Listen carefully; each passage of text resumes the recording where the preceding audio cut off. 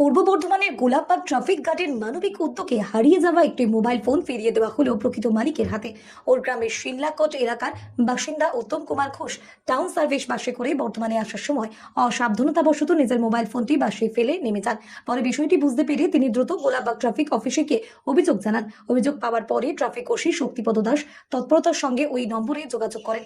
যে ব্যক্তি মোবাইলটি কুড়িয়ে পেয়েছিলেন তিনি ফোন পেয়ে সততার পরিচয় দিয়ে গোলাপবাগ ট্রাফিক অফিসে মোবাইলটি জমা দেন। এরপর ট্রাফিক ওসি শক্তিপদ দাস উত্তম কুমার ঘোষের হাতে তার মোবাইল ফোনটি তুলে দেন। শুধু তাই নয়, এই মানবিক ও সততার পরিচয়ের জন্য মোবাইলটি ফেরত দেওয়া দুই ব্যক্তিকেই গোলাপবাগ ট্রাফিকের পক্ষ থেকে সংবর্ধনা জানানো হয়। উত্তম কুমার ঘোষ জানান, হারিয়ে যাওয়া মোবাইল ফিরে পাওয়ায় তিনি অত্যন্ত খুশি। তিনি traffic OC Shaktipada Das, traffic কর্মী পিকু দাস সহ গোলাপবাগ ট্রাফিকের সকলকে আন্তরিক ধন্যবাদ জানান। পাশাপাশি মোবাইলটি ফিরিয়ে দেওয়া দুই সৎ ব্যক্তির প্রতিও কৃতজ্ঞতা প্রকাশ করেন। আসুন শুনে নেওয়া যাক উত্তম কুমার ঘোষ এবং সংশ্লিষ্ট ব্যক্তিদের প্রতিক্রিয়া। আজকে আমি বর্ধমানে এসেছিলাম, আমার দাদা একটু অসুস্থ ছিল, তাকে দেখতে। তো ফেরার পথে আমি আমার ফোনটা টাউন সার্ভিস বাসেতে মানসিক বিভ্রান্ত ফেলে গেছিলাম।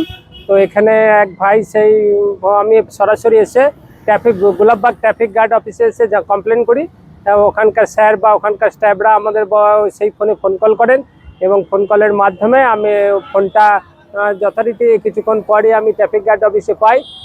সহৃদয় ভাই একজন আমার এই ফোনটা বাসেতে কুড়িয়ে পেয়েছিলেন এবং তিনিও তার একজন সহযোগী দুজনে মিলে এসে ফোনটাকে ট্রাফিক গার্ড অফিসে জমা দিয়ে যান। ওই ভাইদের অসংখ্য ধন্যবাদ এবং ট্রাফিক গার্ড অফিসকেও আমি অসংখ্য ধন্যবাদ জানাই আমি আমার ফোনটা ঠিকঠাকভাবে ফিরে পাওয়ার জন্য। আপনার বাড়ি কোথায়? আমার বাড়ি হচ্ছে ওর গ্রামের কাছে শিলাকোট গ্রামে। আপনার নাম? আমার নাম উত্তম কুমার ঘোষ। কোন বাসে আসছিলেন?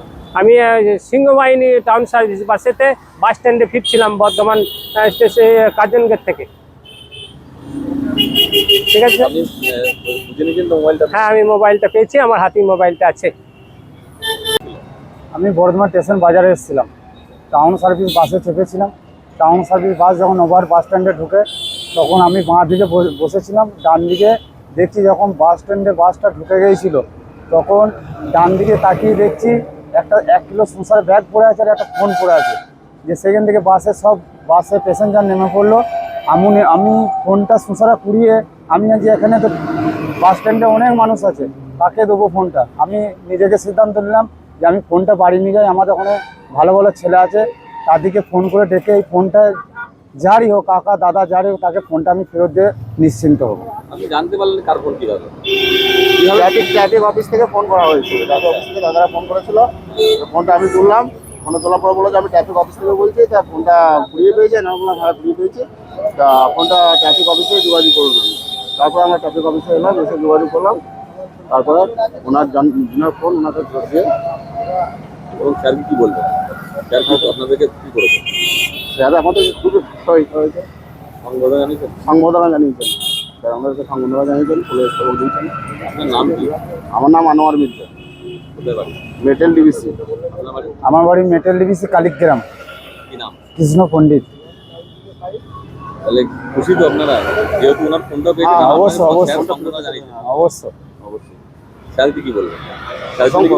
অসংখ্য ধন্যবাদ।